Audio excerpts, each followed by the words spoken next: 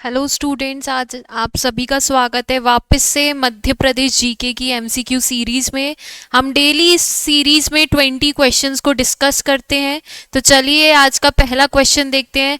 First question है, मध्य प्रदेश में राज्यसभा सदस्यों की संख्या। हमें ये बताना है कि एमपी में जो राज्यसभा के सदस्य है उनकी संख्या कितनी है। बेसिकली पार्लियामेंट में, संसद में मध्य प्रदेश की तरफ से राज्यसभा में कौन प्रतिनिधि है, कौन रिप्रेजेंटेटिव है, कितने मेंबर्स एमपी के रिप्रेजेंटेटिव है।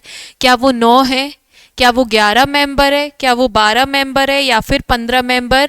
तो मध्य प्रदेश की तरफ से राज्यसभा में जितने प्रतिनिधि है, रिप्रेजेंटेटिव है, वो है 11 सदस्य, 11 मेंबर। कितने प्रतिनिधि है, कितने रिप्रेजेंटेटिव हमको देखने को मिलेंगे मध्य प्रदेश की तरफ से राज्यसभा में? 11 मेंबर्स देखने को मिलेंगे। संसद यानी पार्लियामेंट में, Rajya Sabha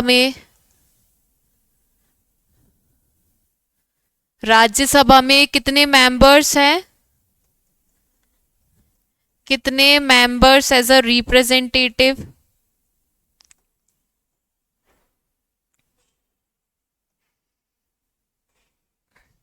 as a representative MP की तरफ से, तो वो है 11 मेंबर्स। समझ आया सबको कि अगर आपसे पूछ लिया जाए जो हमारी संसद है, संसद में लोकसभा आता है, राज्यसभा आता है, तो संसद में राज्यसभा जो सदन है, राज्यसभा जो हाउस है, उसमें मध्य प्रदेश की तरफ से कितने रिप्रेजेंटेटिव है, कितने प्रतिनिधि है। तो कितने रिप्रेजेंटेटिव है? 11 रिप्रेजेंटेटिव है। उसके बाद देखें, नेक्स्ट क्वेश्चन है, काना बाबा का मेला कहाँ लगाया जाता है? मध्य प्रदेश में काना बाबा फेयर, काना बाबा मेला कहाँ लगाया जाता है? क्या वो होशंगाबाद के पचमढ़ी में लगाया जाता है? क्या वो सुडालपुर, हरदा जिले में सुडालपुर आता है, वहां लगाया जाता है? क्या वो इंदौर के खजराना में लगता है? क्या वो रीवा के हनुमान में लगता है? तो जो काना बाबा का मेला है, काना बाबा फेयर लगाया जाता है सुडालपुर, हरदा में। काना बाबा का मेला या फिर काना बाबा फेयर कहाँ लगता है? हरदा जिले के सुडालपुर में। उसके बाद देखें नेक्स्ट क्वेश्चन,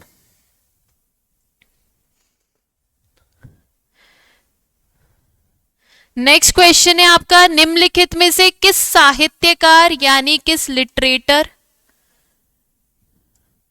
लिटरेटर को हिम तरंगिणी के लिए, कौन सी कंपोजिशन, हिम तरंगिणी के लिए 1955 में साहित्य अकादमी पुरस्कार। हिम तरंगिणी किसकी कंपोजिशन है जिसके लिए उन्हें 1955 में साहित्य अकादमी अवार्ड, साहित्य अकादमी पुरस्कार मिला था? क्या वो हरिशंकर परसाई थे? क्या वो पंडित माखनलाल चतुर्वेदी थे? क्या वो सुभद्रा कुमारी चौहान थी? क्या वो गजानन माधव मुक्तिबोध थे? तो वो थे पंडित माखनलाल चतुर्वेदी। हिम तरंगिणी किसकी कंपोजिशन है? पंडित माखनलाल चतुर्वेदी। पंडित माखनलाल चतुर्वेदी एक साहित्यकार, एक लिटरेटर है, और 1955 में ने हिम तरंगिणी के लिए साहित्य अकादमी अवार्ड या फिर साहित्य अकादमी पुरस्कार मिला था। उसके बाद अगर देखा जाए मध्य प्रदेश के किस जिले से, किस डिस्ट्रिक्ट से इनका संबंध है, तो इनका जन्म हुआ था होशंगाबाद के बावई में। इनका जन्म कहाँ हुआ था? होशंगाबाद के बावई ग्राम में,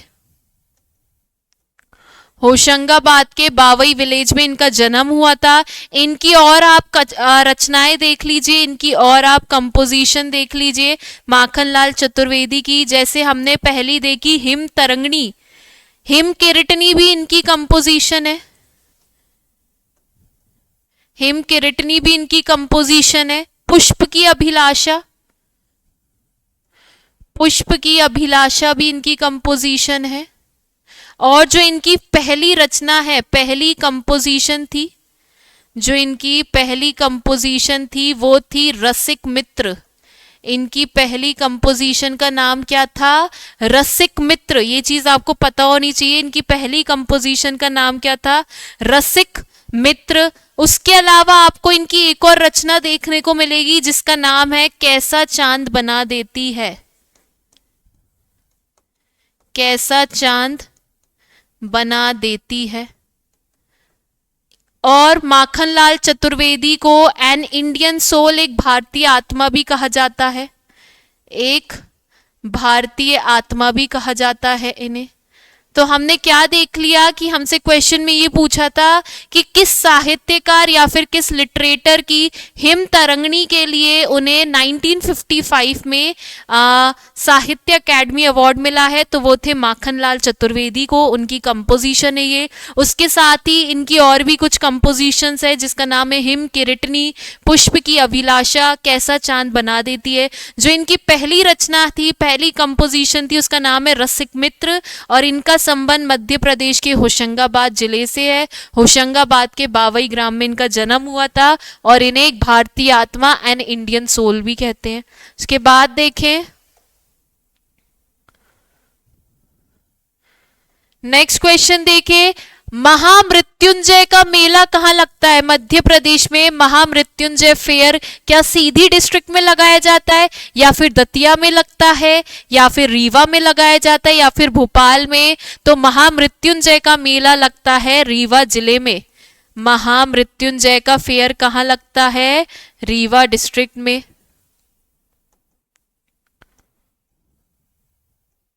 उसके बाद देखें नेक्स्ट क्वेश्चन,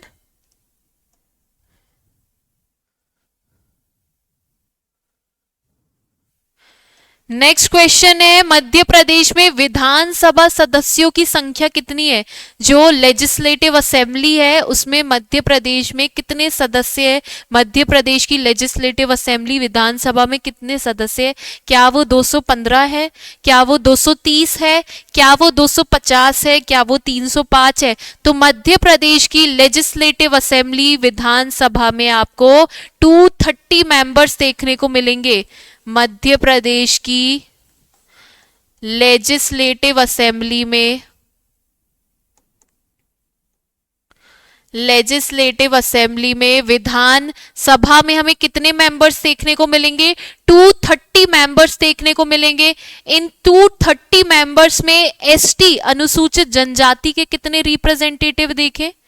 230 में एसटी यानी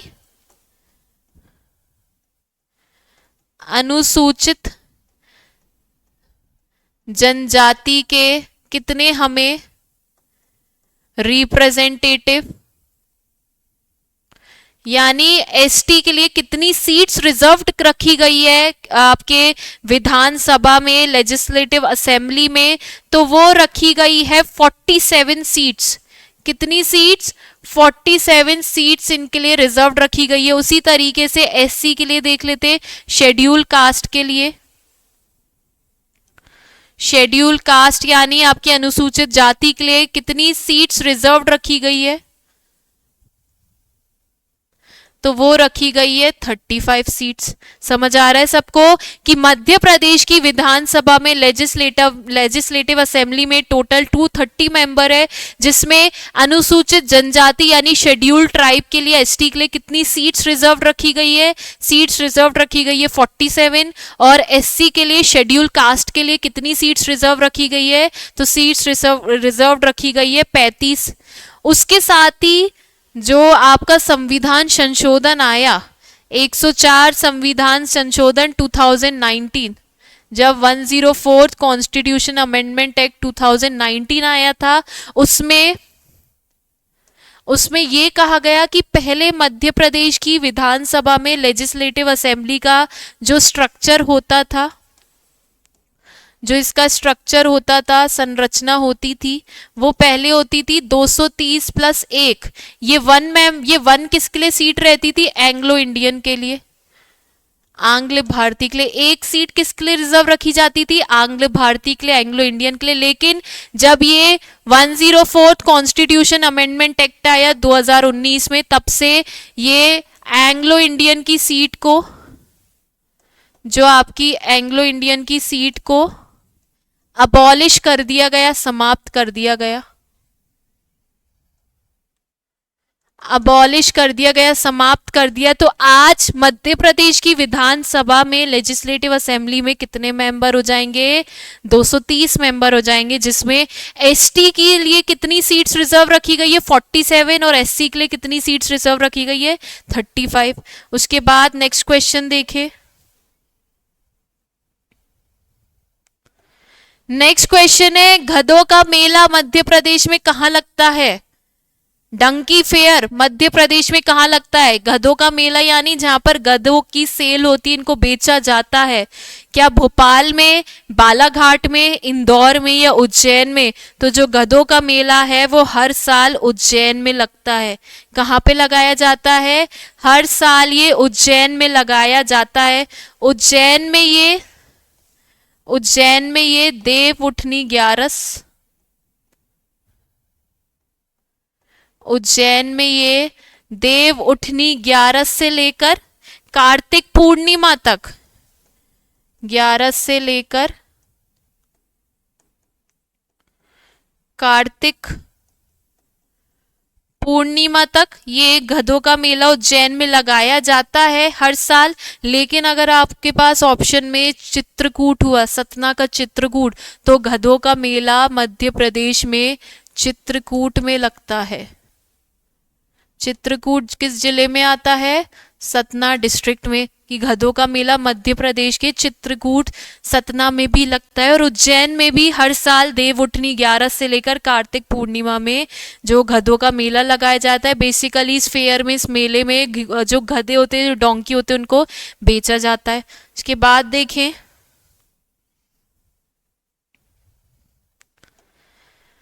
मध्य प्रदेश की राजधानी, मध्य प्रदेश की राजधानी कैपिटल क्या है? क्या वो इंदौर है? क्या वो भोपाल है? क्या वो जबलपुर है? क्या वो उज्जैन है? तो मध्य प्रदेश की राजधानी क्या है? कैपिटल क्या है? भोपाल है। जब Madhya Pradesh as a state form हुआ था, जब MP as a state form हुआ था, यानी जब मध्य प्रदेश के राज्य का गठन किया गया था, कब किया गया था? 1 नवंबर 1956, 1 नवंबर 1956 को। तभी भोपाल को मध्य प्रदेश की राजधानी बना दी गई थी। यानी 1956 में मध्य प्रदेश की राजधानी क्या बना दी गई थी? भोपाल। भोपाल मध्य प्रदेश राज्य के गठन से पहले पार्ट सी स्टेट का भाग था, पार्ट सी राज्य का भाग था। जब मध्य प्रदेश राज्य का गठन नहीं हुआ था, तब मध्य प्रदेश राज्य में आपको 3 पार्ट देखने को मिलेंगे, पार्ट ए, पार्ट बी और पार्ट सी।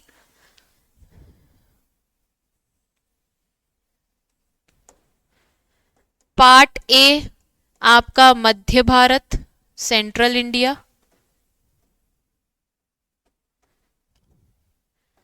पार्ट बी था, पार्ट बी स्टेट थी, सेंट्रल प्रोविंस एंड बरार। और पार्ट सी क्या थी आपकी? भोपाल, विंध्य प्रदेश। पार्ट सी था आपका विंध्य प्रदेश, इसमें भोपाल भी शामिल था। भोपाल को भी पार्ट सी में ही रखा गया था। तो पहले मध्य प्रदेश इस तरीके से इनको पार्ट ए, पार्ट बी और पार्ट सी स्टेट्स में डिवाइड किया गया था। लेकिन जब MP as a state form हुआ, जब राज्य का गठन किया गया 1 नवंबर 1956 को, तब मध्य प्रदेश की राजधानी भोपाल को बना दिया गया। उसके बाद देखें,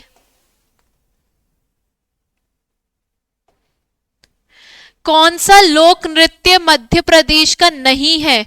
कौन सा फोक डांस, कौन सा फोक डांस मध्य प्रदेश का नहीं है? क्या वो पंडवानी है? क्या वो माचा है? क्या वो काठी है? या फिर राई स्वांग है? तो जो मध्य प्रदेश से संबंधित नहीं है वो है पांडवानी। वो कौन सा है? पांडवानी। क्योंकि माच ये मध्य प्रदेश के मालवा क्षेत्र में होता है। माच कहाँ होता है? मध्य प्रदेश के मालवा क्षेत्र में। काठी कहाँ होता है? मध्य प्रदेश के निमाड़ वाले क्षेत्र में। काठी नृत्य कहाँ होता है? मध्य प्रदेश के निमाड़ वाले क्षेत्र में। ये जो काठी नृत्य है, ये पार्वती जी की तपस्या, यानी तपस्या को इंग्लिश में बोलते पेनेंस, पिनैन से संबंधित फेस्टिवल डांस है, त्योहार नृत्य है, फेस्टिवल डांस है। कौन सा? काठी। कहाँ होता है? निमाड़ क्षेत्र में पार्वती जी के तपस्या यानी पिनैन से रिलेटेड एक फेस्टिवल डांस है। राईस्वांग, राईस्वांग बुंदेलखंड का लोकप्रिय नृत्य है, बुंदेलखंड रीजन का, बुंदेलखंड का ये लोकप्रिय नृत्य है, फेमस फोक डांस है। उसके साथ ये जो राईस्वांग है ये बघेलखंड में भी होता है, राईस्वांग आपका बघेलखंड रीजन में भी होता है, लेकिन बघेलखंड में से अहीर जाति, इसे अहीर जाति इसमें डांस करती है, बघेलखंड में इसमें अहीर जाति ज्यादा आपको देखने को मिलेगा, बघेलखंड में अहीर जाति के द्वारा राईस्वांग किया जाता है। बाकी राईस्वांग बुंदेलखंड का बहुत लोकप्रिय नृत्य है। और काठी निमाड़ क्षेत्र का है, पार्वती जी की तपस्या उससे संबंधित ये एक फेस्टिवल डांस है, एक त्योहार नृत्य। माच आपका मालवा वाले क्षेत्र में होता है। पंडवानी मध्य प्रदेश के फोक डांस लोक नृत्य से संबंधित नहीं है। इसके बाद देखें, वीरों का कैसा हो बसंत की रचना किसने की? वीरों का कैसा हो बसंत ये कंपोजिशन किसकी है? क्या ये सुभद्रा कुमारी चौहान की है? क्या ये पंडित माखनलाल चतुर्वेदी की है? या फिर मैथिली शरण गुप्त की है? या फिर सुमित्रा नंदन पंत की है? तो वीरों का कैसा हो वतन ये कंपोजिशन है सुभद्रा कुमारी चौहान की। किसकी कंपोजिशन है? सुभद्रा कुमारी चौहान की। और भी कुछ इनकी कंपोजिशन देख लीजिए, कुछ रचनाएं देख लीजिए, जैसे मुकुल, मुकुल त्रिधारा, मुकुल त्रिधारा, कैसा वीरों का कैसा हो बसंत, बिखरे मोती, बिखरे मोती, ये सारी कंपोजिशन किसकी है? सुभद्रा कुमारी चौहान की है। सुभद्रा कुमारी चौहान मध्य प्रदेश असेंबली की मेंबर भी रह चुकी है, मध्य प्रदेश सभा की सदस्य भी रह चुकी हैं, सदस्य भी रह चुकी हैं। उसके बाद देखिए नेक्स्ट क्वेश्चन है, कोरकू जनजाति द्वारा किया जाने वाला नृत्य, जो मध्य प्रदेश की जो कोरकू ट्राइब है वो कौन सा डांस करती है? क्या वो चटकोरा डांस करती है, या फिर सैरा नृत्य करती है, या फिर बिल्मा, या फिर गोचू? तो जो कोरकू ट्राइब है वो आपकी चटकोरा डांस करती है। कोरकू ट्राइब कौन सा डांस करती है? चटकोरा डांस करती है। उसके अलावा ये एक और नृत्य करती है जिसका नाम है ढांडल।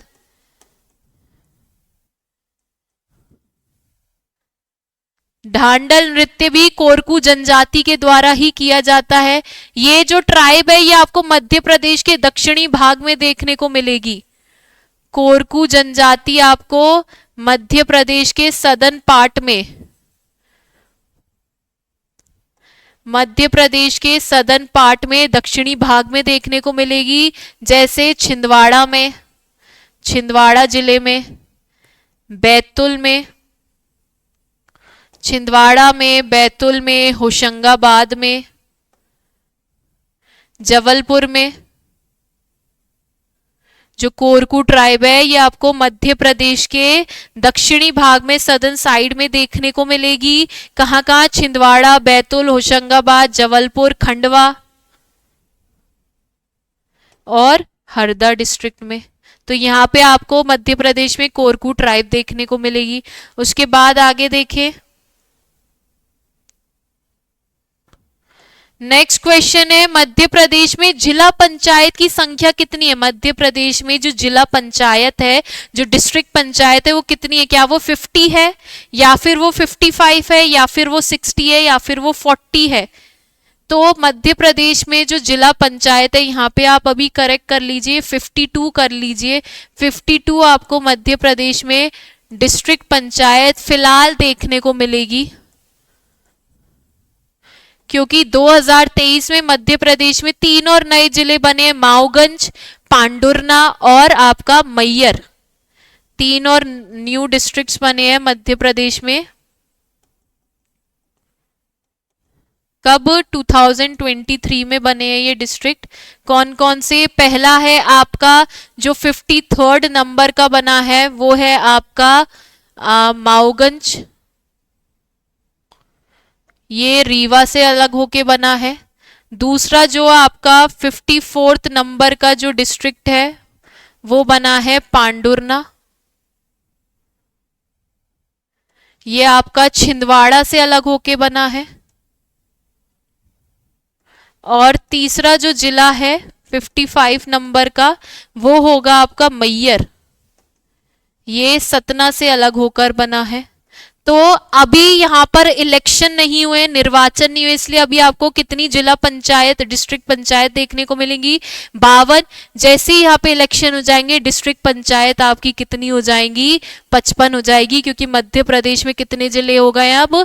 55 जिले हो गए हैं। उसके बाद देखें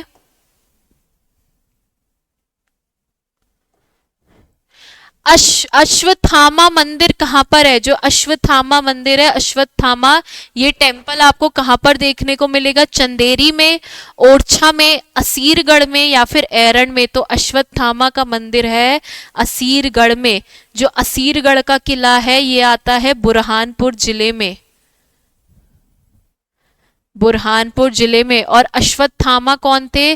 जो अश्वत्थामा है, जो अश्वत्थामा है ये द्रोणाचार्य के बेटे थे। किसके पुत्र थे?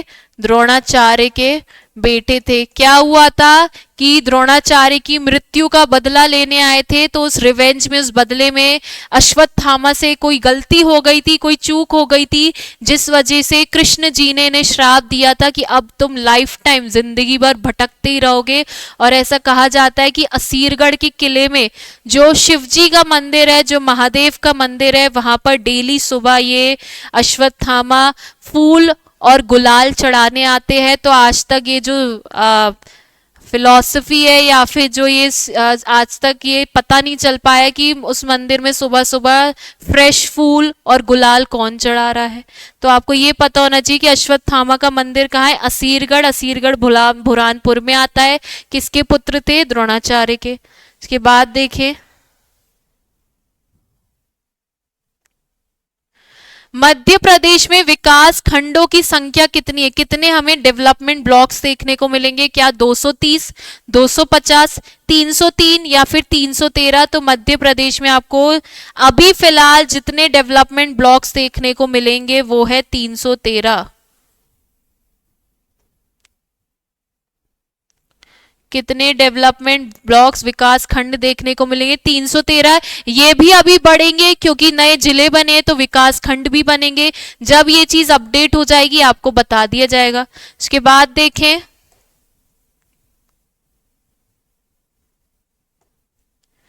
भोपाल के लतीफ अनवर किस देश के हॉकी कप्तान बने? यानी जो भोपाल के लतीफ अनवर है उनका संबंध किस खेल से है?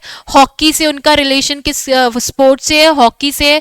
तो ये किस देश के कप्तान बन गए हॉकी में? क्या श्रीलंका के, नेपाल के, ईरान के या फिर पाकिस्तान के? तो वो हॉकी में जिस देश के कैप्टन बने हैं वो है पाकिस्तान के। और लतीफ अनवर मध्य प्रदेश के किस जिले से इनका संबंध है? भोपाल से। इसके बाद देखें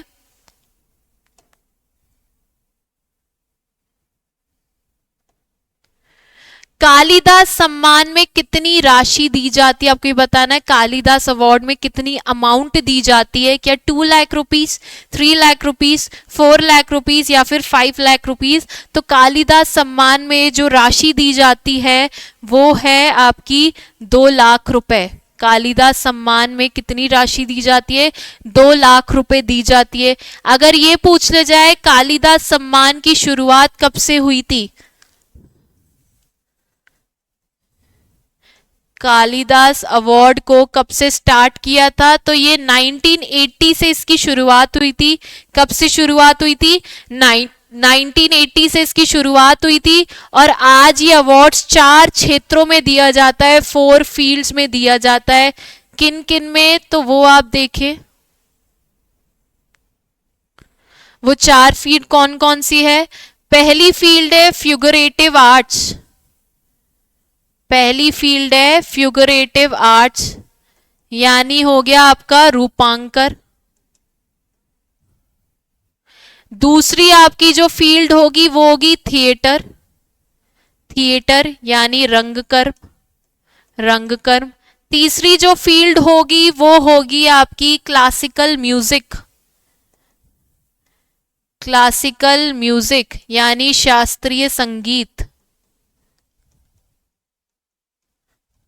और चौथी जो आपकी फील्ड होगी वो होगी क्लासिकल डांस, क्लासिकल डांस यानी शास्त्रीय नृत्य। तो इन चार फील्ड में, इन चार क्षेत्रों में आज कालिदास सम्मान दिया जाता है। इसकी शुरुआत कब से हुई थी? 1980 में हुई थी। और इसमें कितनी राशि दी जाती है? 2 लाख रुपए, 2 लाख रुपीज। उसके बाद देखें नेक्स्ट क्वेश्चन है, राज्य का पहला मेडिकल कॉलेज कहां पर है? जो हमारे राज्य का, हमारे स्टेट है मध्य प्रदेश का पहला मेडिकल कॉलेज कहां पर स्टैब्लिश किया गया? क्या वो गजरा राजे जो मेडिकल कॉलेज ग्वालियर में है, क्या वो पहला कॉलेज है मेडिकल की फील्ड में? क्या रीवा में है? क्या गांधी मेडिकल कॉलेज है भोपाल का? क्या फिर MY जो इंदौर का है, क्या आपको वो देखने को मिलेगा? तो मध्य प्रदेश का पहला मेडिकल कॉलेज गजरा राजे ग्वालियर में स्थापित किया, first medical college of MP।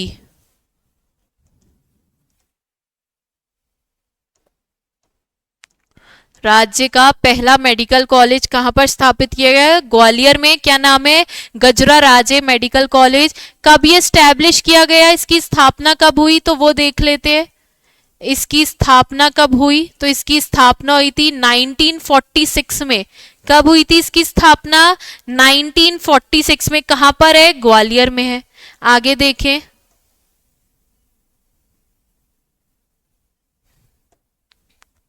Madhya Pradesh से प्रकाशित होने वाला पहला समाचार पत्र इनमें से कौन सा है? यानी पहला न्यूज़पेपर बताना है जो मध्य प्रदेश में पहली बार लॉन्च हुआ, प्रकाशित हुआ। क्या वो आफ्ताब था? क्या वो सेवक महासमुंद था? क्या वो साप्ताहिक ग्वालियर अखबार था? क्या वो साप्ताहिक मालवा अखबार था? तो मध्य प्रदेश से जो पहला न्यूज़पेपर प्रकाशित हुआ था, लॉन्च हुआ था, वो था साप्ताहिक यानी वीकली न्यूज़पेपर था ग्वालियर अखबार। कौन सा था? साप्ताहिक ग्वालियर अखबार। ये जो था ये वीकली था, वीकली न्यूज़पेपर था ग्वालियर अखबार। किस लैंग्वेज में था ये जो अखबार है? किस भाषा में था, किस लैंग्वेज में था? तो ये उर्दू भाषा में था। किस भाषा में था? उर्दू भाषा में था, उर्दू लैंग्वेज में था। और कब से प्रकाशित हुआ था? कब से ये प्रकाशित लॉन्च हुआ था? 1840 से, 1840 में से प्रकाशित किया गया था। तो मध्य प्रदेश का प्रकाशित होने वाला पहला समाचार पत्र, पहला न्यूज़पेपर था ग्वालियर अखबार। ये वीकली न्यूज़पेपर था, साप्ताहिक समाचार पत्र था। इसकी जो भाषा थी वो उर्दू थी और ये 1840 में, 1840 में से लॉन्च किया गया था। उसके बाद देखें नेक्स्ट क्वेश्चन है, खेल महासंग्रहालय की स्थापना कहां पर की गई? जो खेल महासंग्रहालय, जो स्पोर्ट म्यूजियम है, उसको कहां पर स्टैब्लिश किया गया? क्या ग्वालियर के रूप सिंह स्टेडियम में, या फिर इंदौर के नेहरू स्टेडियम में, या फिर जबलपुर के रानी दुर्गावती स्टेडियम में, या फिर भोपाल के तात्या टोपे स्टेडियम में? तो जो खेल संग्रहालय है वो आपका बनाया गया था तात्या टोपे स्टेडियम भोपाल में। यहाँ पे स्पोर्ट म्यूजियम, स्पोर्ट म्यूजियम खेल संग्रहालय की यहाँ पर स्थापना की गई है। कहाँ पर? तात्या टोपे स्टेडियम, ये आपका भोपाल में है। इस स्टेडियम में आपको जर्मन ट्रैक की फैसिलिटी भी देखने को मिलेगी। इस स्टेडियम में आपको जर्मन ट्रैक की सुविधा, जर्मन ट्रैक की फैसिलिटी भी देखने को मिलेगी। कहाँ पर? तात्या टोपे स्टेडियम। कहाँ आएगा? भोपाल में। और Tatya Tope stadium,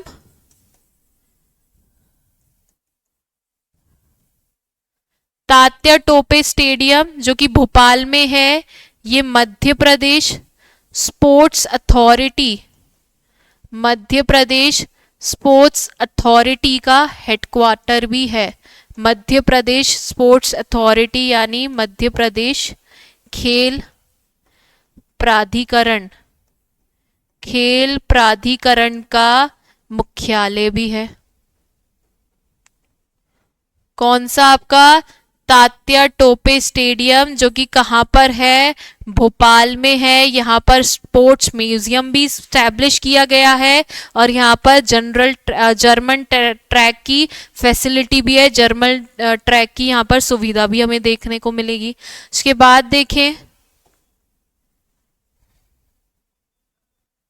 next question है, मध्य प्रदेश योजना मंडल के प्रथम अध्यक्ष कौन थे? जो मध्य प्रदेश का प्लानिंग बोर्ड था उसके फर्स्ट चेयरमैन कौन थे?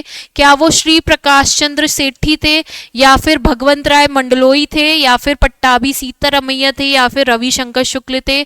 तो मध्य प्रदेश की योजना मंडल प्लानिंग बोर्ड के फर्स्ट चेयरमैन थे Shri Prakash Chandra Sethi, first chairman of MP Madhya Pradesh planning board. कौन थे? श्री प्रकाश चंद्र सेठी मध्य प्रदेश के योजना मंडल के प्रथम अध्यक्ष थे। आज का आखिरी क्वेश्चन, लास्ट क्वेश्चन देखें। लास्ट क्वेश्चन है आपका, मध्य प्रदेश का पहला समाचार पत्र, यहां पे कर लीजिए पहला हिंदी समाचार, क्योंकि जो पहला समाचार पत्र जो प्रकाशित हुआ तो हम देख चुके ग्वालियर अखबार था। पहला हिंदी समाचार पत्र कौन सा था?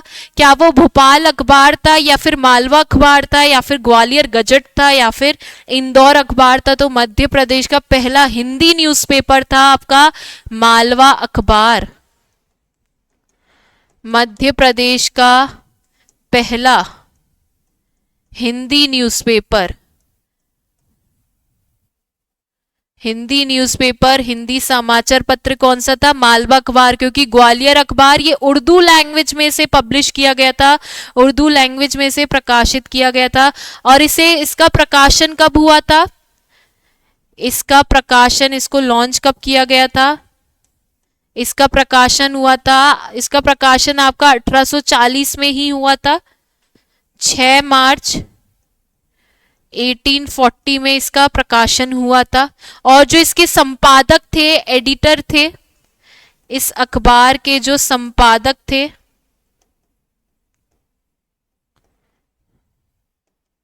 इस अखबार के जो हमको संपादक एडिटर देखने को मिलेंगे वो है पंडित प्रेम नारायण। तो हमने क्या देखा? मध्य प्रदेश का पहला हिंदी न्यूज़पेपर, पहला हिंदी समाचार पत्र था मालवा अखबार, और ये इसका प्रकाशन हुआ था 6 मार्च 1840 को। इसके जो संपादक थे, इसके जो एडिटर थे न्यूज़पेपर के, वो है पंडित प्रेम नारायण। तो आप लोग प्लीज़ कमेंट में बताइए कि आपको ये सीरीज़ कैसी लग रही है और आप लोग कितना स्कोर कर रहे हैं। चलिए, धन्यवाद।